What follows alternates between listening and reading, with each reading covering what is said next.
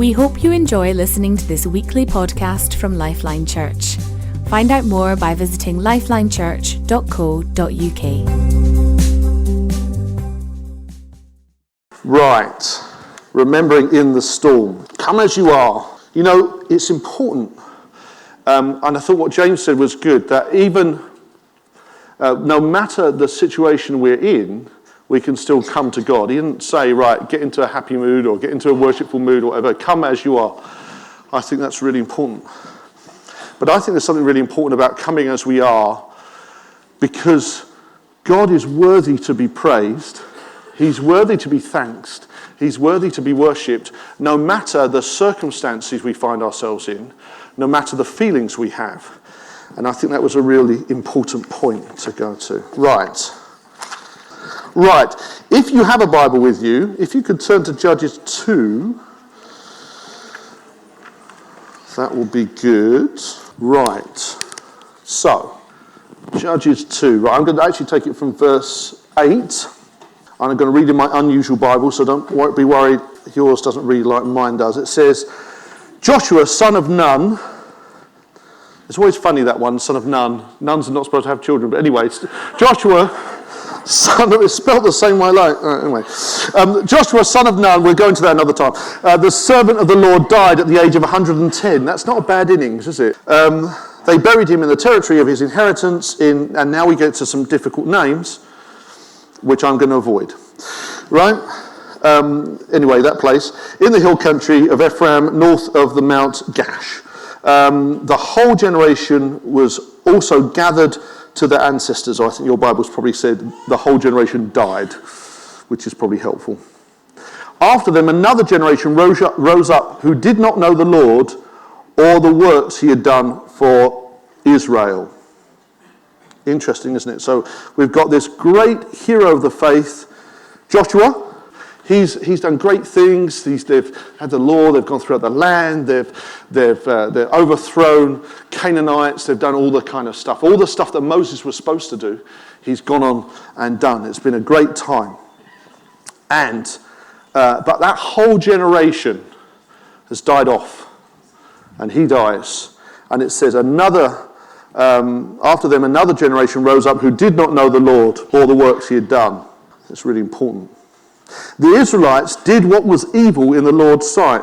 They worshipped the Baals and abandoned the Lord, the God of their fathers, who had brought them out of Egypt. They followed other gods from the surrounding peoples and bowed down to them.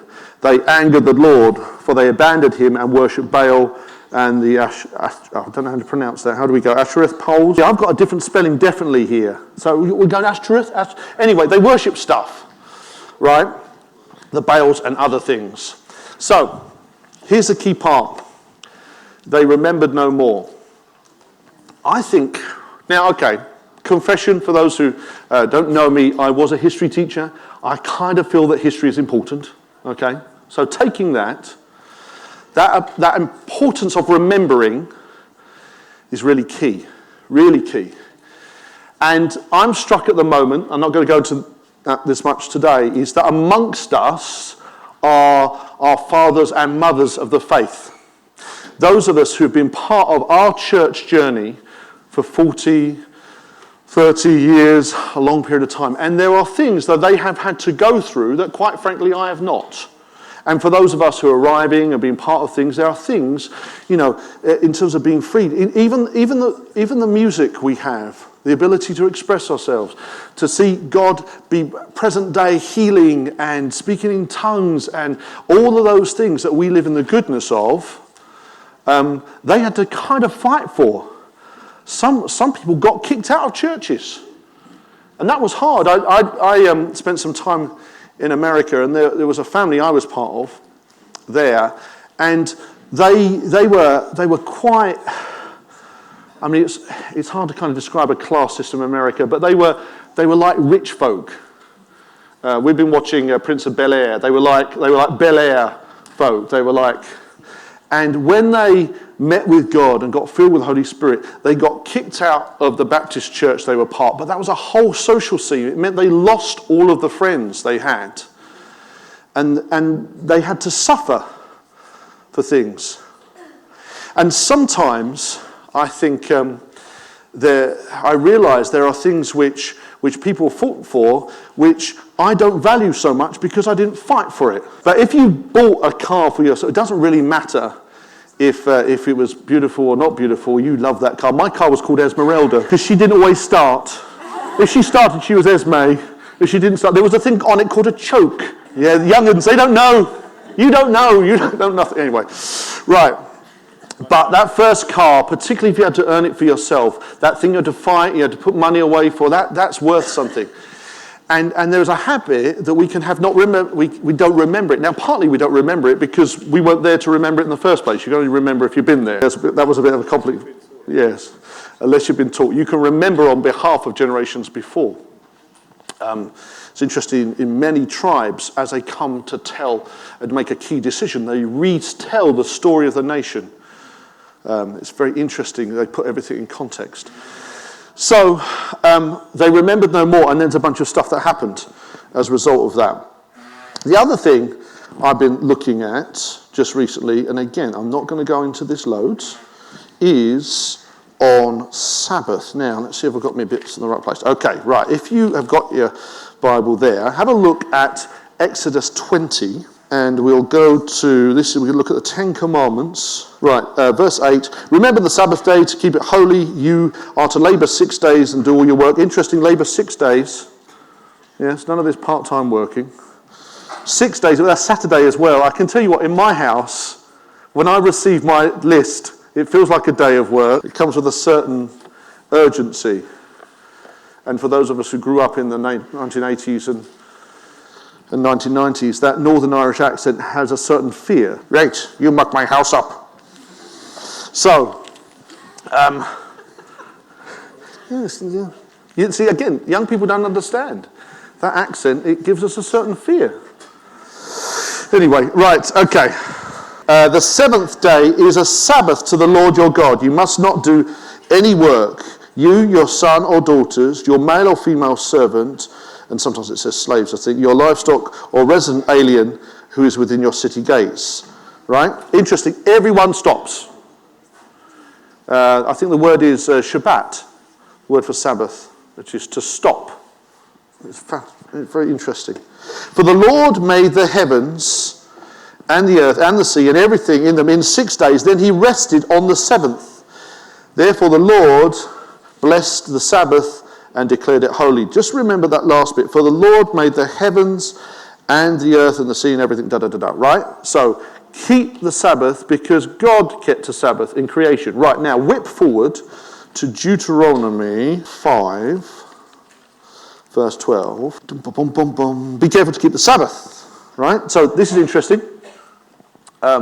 I'll give you context in a minute. So all the same things here, everyone resting, even donkeys and oxes this time, and that kind of thing, female slaves. Right, and then remember that you were a slave in the land of Egypt, and the Lord your God brought you out of there with a strong hand and outstretched arm. That is why the Lord your God has commanded you to keep the Sabbath day. So in Exodus, the focus is because creation.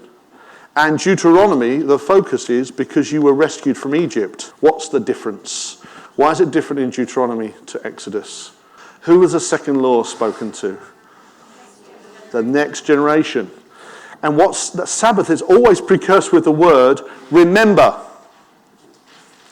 So the people in Exodus didn't need to remember they were being rescued from Egypt. They knew it. But the Deuteronomy generation needed to be told to remember because it wasn't them. They were coming in to the promised land. They needed to remember. They needed to remember their rescue. They needed to remember the journey. They needed to have that back. Because if they didn't remember, we start to see what happens. Okay, let's go on. They worship the Baals and other things. Let's have a little bit of context. This is this week's copy of The Week. The Week is a great magazine if you want to look very impressive. You can read it in about an hour, and once you've read it, it means you've read all news media for that entire week. Yeah, not even English, it's all media, okay? I found it to be very helpful. It just gives little summaries, and if you really want to find something, you can jump into it. But it's really good. I've read it and it makes people think I know more than I really do. Very impressive. Right, so this week it says the age of protest. What's fueling anger? So they've noticed that right across the world there's all kinds of protests going on. And people say, well, it's because there's a corruption and lack of democracy, and that's certainly what's going on in Hong Kong and in other places. There's a kind of this thing, we're not happy about the government. But then you look at France, they've really been protesting against some more taxes. And here's the interesting one, which I didn't look into, I'm just believing what they said. But in India, there's been protests about the price of onions. But they found another factor. There is one thing that is common with all of these protests. It's young people. In history of great protests and riots, and they looked at 1848 being a great time, lots of outbreaks of protests and different things happening all around. There was lots of kings and things got changed across Europe in that period. And 1968, some of you, any involved in student protests in 1968? No, it's over 40, that's true. I'm pretty sure, I'm just watching Paul Leach there, because I'm pretty sure he hid behind his hand. You not doing student protests in 1968? No, I thought there might be somewhere. Angela Fitch was protesting in 1968. Okay, but the common feature between 2019 and all those other dates is a huge growth in young people. And it's interesting that the population of the world is much younger than it's been, proportionally. And also, you've got a lot more students, right? Now, if you want to hear someone talk about students, take some time with James Dorman. He has got some very inspiring things to say about students, about the value he believes they bring to society. Part of the issue is that you've got a lot of students in these periods of time and today, and the percentage, a huge percentage difference. I forget one country, I think it's Chile. They're talking about 20% people of that age, students, to 70%. And what's the problem? Getting all educated, and there ain't no jobs. There's nothing for them to do. There's no vision, there's no purpose, those kind of things. So then what do? They have protests. Here's this little nice factoid. In Japan, they are in their not Japan. There's no protest in Japan at all, other than the English fans, not very happy about the rugby. But in Hong Kong, I have to move across and down a bit. In Hong Kong, the protests are waving Catalan flags. Interesting. Just you and me, Ginny. Right, okay. Right. The whole thing about freedom, independence, those kind of things. So, youth. But what's the problem with young people? Other than problems that we might have with students, what is the problem with youth? What's a good thing about youth? Young people. Time and energy. Time and energy. That's right. Hopeful. All that kind of stuff. Fearless. Yes. Where does fear come from, just naturally? Oh, you and me, we've been reading William Blake together. Right, okay. Experience brings fear and memory and things like that. What's that phrase? The youth is squandered on the young.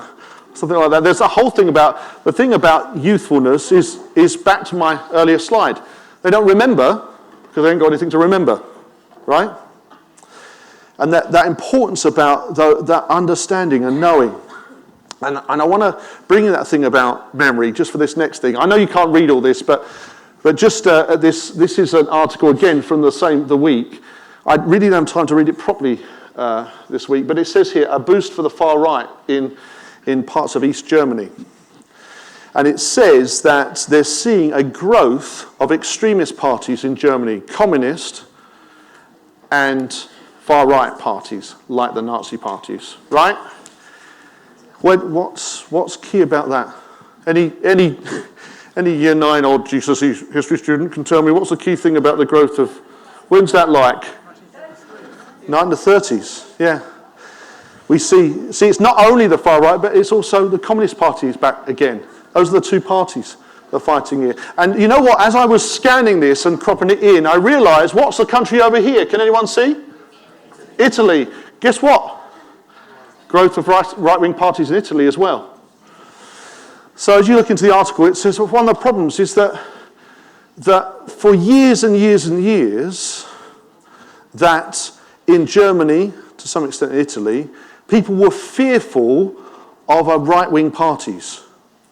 He couldn't even think of having a right-wing party again, an extremist party. They'd come through the war, they'd come through the Nazis. They couldn't even imagine having it. They remembered what it had been like. But what's the problem now? They don't remember. So therefore that fear, that knowledge is not there. Oh, it can't have been that bad. Sometimes, I'm not sure, I've not checked out recently, but there was certainly a time where in Germany, didn't really look at the bad bits of their past. We're quite good in Britain. We like looking over our past. Oh, look at us, aren't we terrible? Do all the terrible things we did. And we did do some bad things. We did some good things as well. But in Germany, there were periods of time where they didn't look at that. And actually in East Germany, where this is, of course, it was in the communist era, and they didn't look at that stuff particularly. But they don't remember. And the point that's been made here on the article is those parties in the middle, those centralist parties, were kind of complacent, and they didn't because they thought there was an alternative. They didn't really deal with things. But now they've seen to be failed. People are without jobs, without hope, and they're starting to look for alternatives because they don't remember. That's a key factor. Let's come back here. Right. So what's up with the Baals then? Anyone here, if you're a really proper kind of Neil Jakes type preacher, you do word studies, right? And you go in and you look at the Hebrew and you look at the meaning and that kind of thing.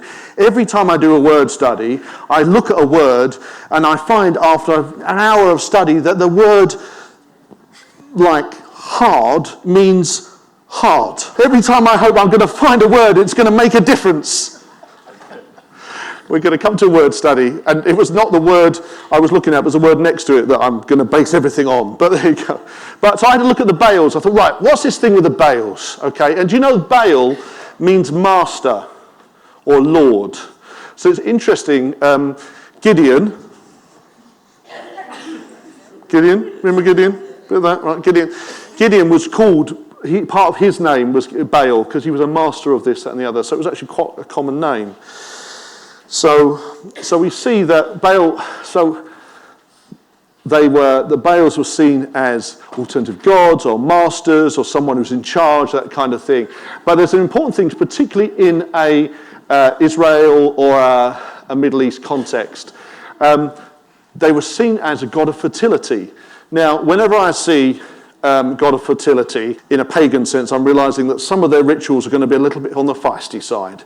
But we're not going to go into that at this point. God of the Jew, not Jews, but Jew, as in, yeah? God of rain. But interesting, both Jew and rain. Okay?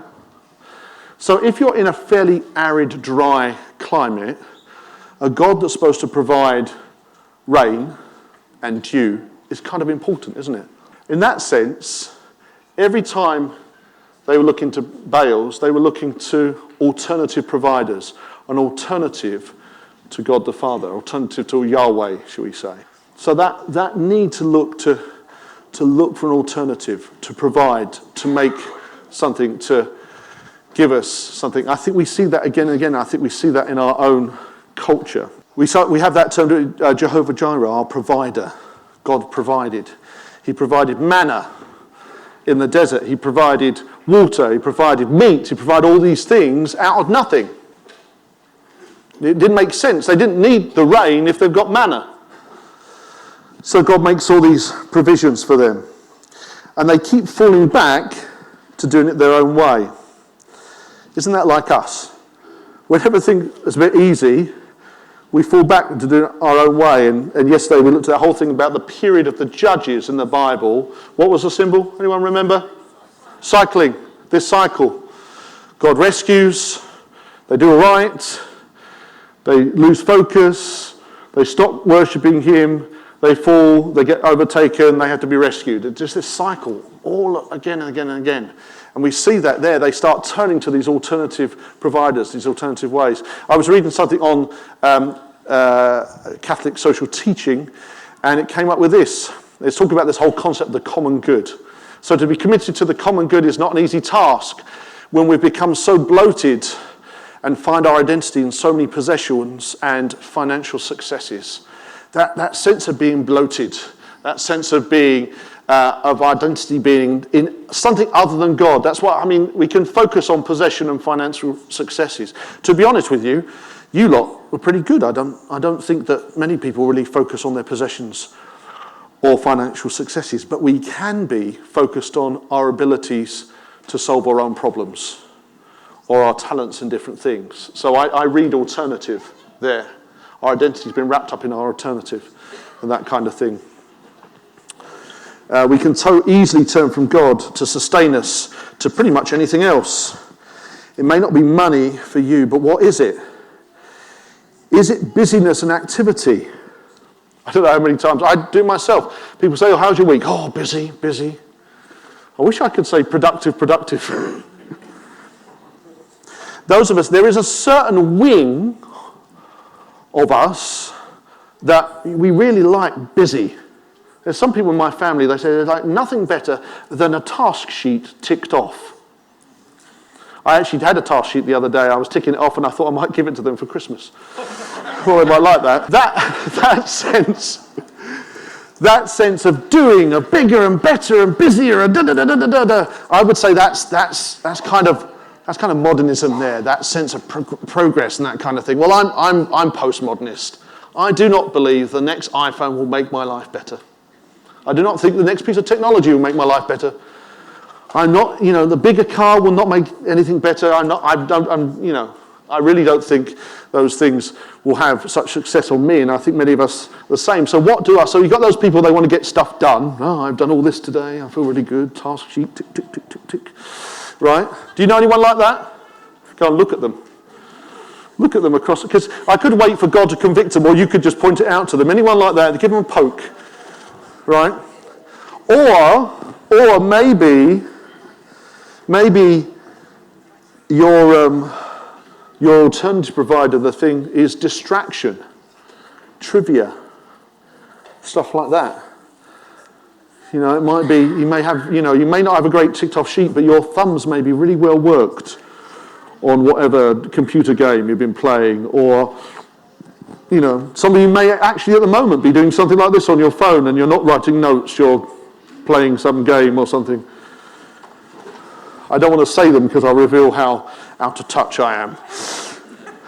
I should have the music from Candy Crush go ding at this point. We can fill our time and our focus and our distraction. When we're under pressure, some of us work to get the thing done in our own strength. Some of us will look for distractions. And of course, some of those distractions can be quite serious and lead us astray and not do us much good at all. So, in the midst of the world we live, in the midst of the storm, it can be a negative storm or just a busy storm, but I believe there is a sense of storm we face. I've been very interested in looking at this stuff about Sabbath or Shabbat, to stop, so that we don't get, and the thing I keep coming back to is this command in the Ten Commandments, and then to stop, to not be carried, to not just react. I find it really difficult not to react. Some of you may have received the odd email that wasn't thought out, or certainly wasn't spell checked. Just to respond. Sometimes to get off your plate, sometimes you've got a reaction, that kind of thing. But just to stop. Step aside. In our mind, in actuality, it's so important. So important to do that. So key. It's easy in life to get distracted in the midst of the storm. It's even harder to remember that God is our provider and we can look to different masters, to Baals. Yet we can be at peace and even minister in the midst of the storm. We see Jesus, he's sleeping, he's resting in the storm. And of course he pops up in the middle of the storm and then ministers, well, he does two things, doesn't he? He ministers the fear of his disciples, but he also commands the storm to stop. And I think that's a good picture of how it can be for us. When in the midst of the storm, there's lots of stuff in the Bible about standing firm or God being a strong tower. But in a time I went through, there was a particular word about being a lighthouse. And it's funny, as I was kind of preparing or thinking about what to speak, I was on, this is Spotify, and this image came out, and I thought, wow, can you see what's going on? See a lighthouse here? It's not the best picture, obviously, because it's gone on, but what else can you see? See what you see. What can you see? Huh? It's a cliff, yes, a cliff. I didn't see that, but that's a good bit, yeah. Fog, good. There's a light. It's not a turned off thing, right? It's pretty murky. It's hard to see what's going on, yeah?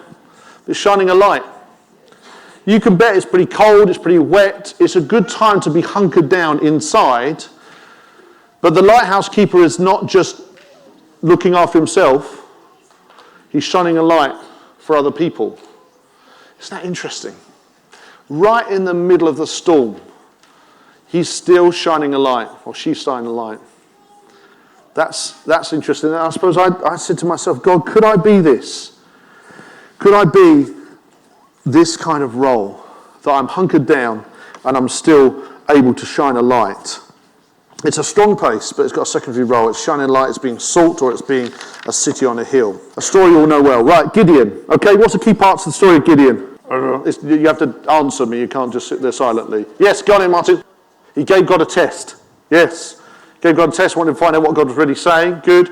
What else? There's some stages he goes through. Can anyone remember that? What's he do there? He reduces, God tells him to reduce down his army. Sorry, Neil? He was threshing wheat in a wine press. He was hidden away. He was kind of fearful. He was threshing wheat in a wine press. Okay? There's that whole bit where he gathers this army together and God leads him to whittle it down. How many people does he whittle it down to? 300.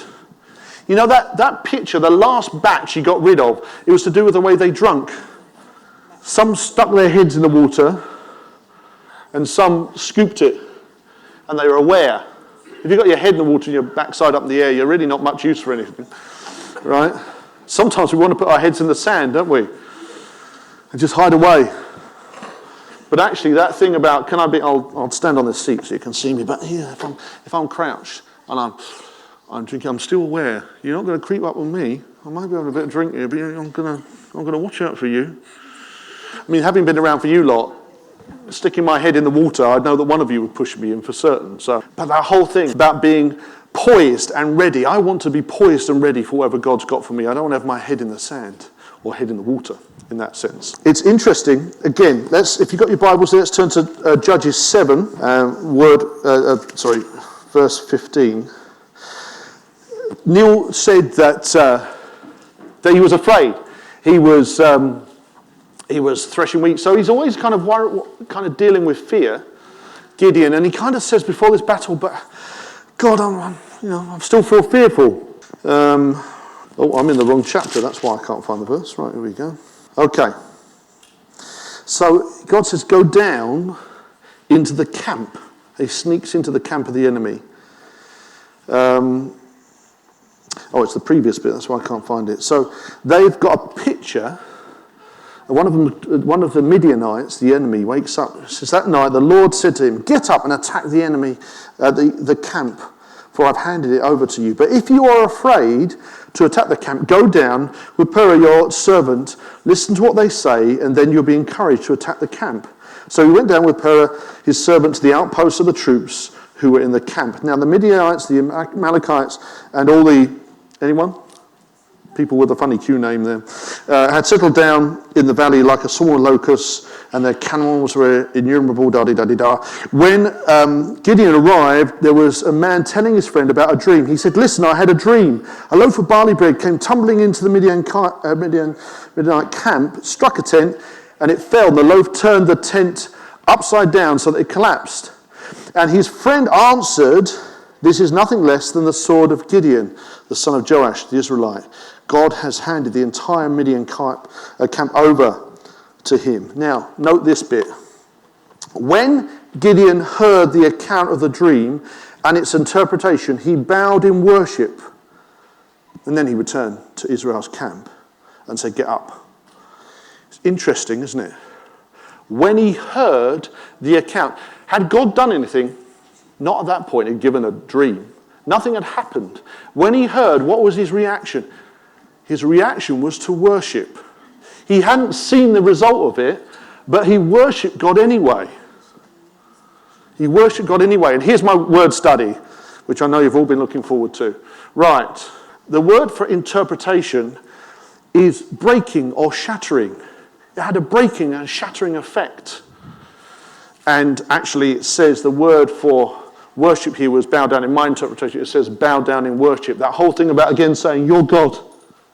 You're God. I'm now realizing you're God again. I'm putting you in the right place. You're God. Yeah? Don't often think we're getting ready for battle. Thinking getting your arms ready and that kind of thing. Right. We're getting ready for battle. We'll have a quick sing-song.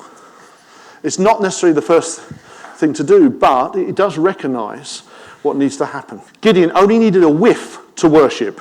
There you are. There's your phrase for today. A whiff to worship. He only needed a whiff of a victory to turn himself to worship.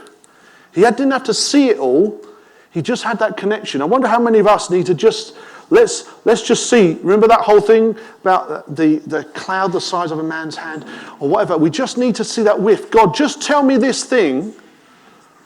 I heard, is Judy Webster here today? I heard that Judy's been praying with people in the park and she saw this woman and she thought, if I say hello and she says, I'm in pain, I'll know you want me to pray for her and heal her and see her healed. And of course, that's the little bit, that was a little test, that was a whiff. And Judy said, oh, hello, how are you doing? Oh, I'm in pain. And she said, oh, I've got to pray for her. I want to be ready for those whiffs so I can worship God and put him in his right place. So what do we see so far? We see that humans forget easily and sometimes choose to move away from remembering how God acts. We look for alternatives to submitting and trusting to him, the Baals. And in the midst of the situation, before there is resolve, there's a place in him to worship and to put him in the right place. So I came back to this thing, how can I be a lighthouse in the storm? And there was a number of things, and I'm going to come in now, I'm going to finish off now. In my storm I went to, I found at one point, Heidi said to me, what are you doing? I was sitting on the couch, and she obviously heard something. And I said, to be honest with you, I'm just praying in tongues. I cannot think, I cannot talk, I do not know what to do, so I'm just praying in tongues. He made a funny noise, obviously, because you're, what are you doing? Because I knew there was nothing I could think, nothing I could say, no way I could reason it. I didn't know, I just need to bypass my brain and just speak to God. Let my spirit speak to his spirit. I just needed to tune into him in the midst of the storm. And that sense of realizing God's place is really important. And then Psalm 23, I think, is so powerful for us. That recounting of truth. The Lord is my shepherd. He provides safety and guidance. And also, what else is there? But he prepares a table for me in the midst of my enemies. There's a defiance there. A lighthouse is not just a strong tower. It's defiant. There may be a storm around me, but I'm still going to, by the power of God, shine his light and say there's something I can do. I may not feel I've got everything together, but I'm still going to be saying, God, let me stir up a light and shine a light. We go through an interesting time, different periods of time with work, where we look at the money we have and decide what we have to do. And we've got an odd period of time with Faith Action at the moment where we're looking ahead and we've got some money. We didn't know to do what, we didn't know at the start of the week, didn't know what to do with all the different things we had to do to achieve it. And I thought, yeah, that's all right, being generous when I've got money, but how about being generous when I haven't got money? And when I mean generous, I'm not just talking about money, I'm talking about generous of spirit. How about giving out of myself when I don't feel I've got anything else to give, but because I'm reliant on God? And I know in this time I went through that part of the generosity would be, the equivalent, I was going through a crisis and someone would come to me and say the equivalent of, I don't know, I've got a paper cut on my finger. And I could, your paper cut, your paper cut, you should see what I'm going through, my leg's hanging off and you're coming to me with a paper cut. But the generosity means I still want to minister to them and love them in the midst of their paper cut. Yeah? Heidi got a paper cut yesterday. It was like her leg had been sawn off. It was suddenly screaming. So paper cuts are very sore. Don't want to put down on paper cuts. But you know my meaning. Someone's, and we see it often as parents with kids, they're facing stuff which is just so small. And I think, cool, you should see what I'm facing, but I still want to minister to them out of generosity. During this time of crisis, we were traveling and we came into an airport and realized, we've not weighed our bags. What if I get a fine for my bag? And I thought, really? Fine for bag compared with crisis you're facing? Nothing. Nothing at all. I'm driving, trying to get somewhere. What if I get a speeding fine? Speeding fine? Nothing. Nothing. You know what? Here's the key thing. Now I'm out of that period of crisis. I still want to think, bag fine, nothing. Speeding fine, nothing. Well, obviously speeding fine's terrible because you're breaking the law. But you know what I mean. I want to retain that sense of generosity and thinking that I'm not overwhelmed by these small things. And my family get a little bit uptight with travel stuff. I don't know if that's just on the male part of the family. Yes. Judy's nodding. Right. We need to remember and not fall into forgetting. The falling to forgetting led people to the Baals, to the alternatives, to going to the gods of the rain and the dew and the other providers. But we need to remember, and sometimes we need to hear the testimony and the stories of others so we can jump into their memories and hold on to the truth. That's why we keep coming back. We need testimony. You've not had a testimony today. We need those testimonies. When you're in a really bad time, you need to hear what God's doing for someone else. Because then you can say, hey, that shines a light. I have told other people's testimonies, kind of as my own at times. I've taken that and used that. I've used that to shine a light. Are you to be raised up and be a light in the middle of the storm? Is there something for you in that? The remembering is so key. I heard a story about a worship leader who for a period of time had some kind of illness and she was in a wheelchair. And she was in a worship service and she looked across at this able-bodied young man who had his hands in his pockets, who was just kind of spectating in the worship. And she said, God, I don't know if she said if or when, I don't know what her faith position is, but she said, God, when I'm out of this wheelchair, I will never stand in worship with my hands in the pocket like that. And praise God, she came, whatever happened, she was, got better and was out of the wheelchair. I don't know if it was healing or a natural process. But she remembered that time. Guess when she remembered that time? When she was standing in worship with her hands in her pockets. I wonder how many of us need to remember. Some of you may not be in a crisis at the moment. That's great. But can you remember when you were in that crisis and the vows you made to God and the things you said you would do? Did you say, I will never put my hands in my pockets again? You know I'm being metaphorical here. Yeah? Did you say, God, I'm not going to be in that place? Or maybe some of you are in the storm and you're saying, I'm in a storm, I need a strong tower. I can't be a light. But the same God who is our shepherd is preparing a feast for us in the middle of our enemies. And that generosity that we can have means that I might have my leg hanging off, but I can still minister to the person with the paper cut. When someone writes you a letter by hand, I've written to some people with a letter by hand, even if you couldn't read it, Ella got a letter from me by hand, it still says something. There was effort that went into that letter. When I serve someone in the midst of my lack, if I minister in the midst of my thing, I think it communicates something more. It's giving, it's that giving out of the lack as well. I think it's powerful. I can't give you all the verses and stuff, but I just think it's worth more, isn't it? I mean, Jesus talked about the widow's mite being worth more. I want to come back to this. Is God calling some of us to be a lighthouse in the middle of the storm? I hope that you're not in a storm. If you're not in a storm, that's great. Just take your hands out of your pockets, right? But if you are in a storm, I want you still to shine a light.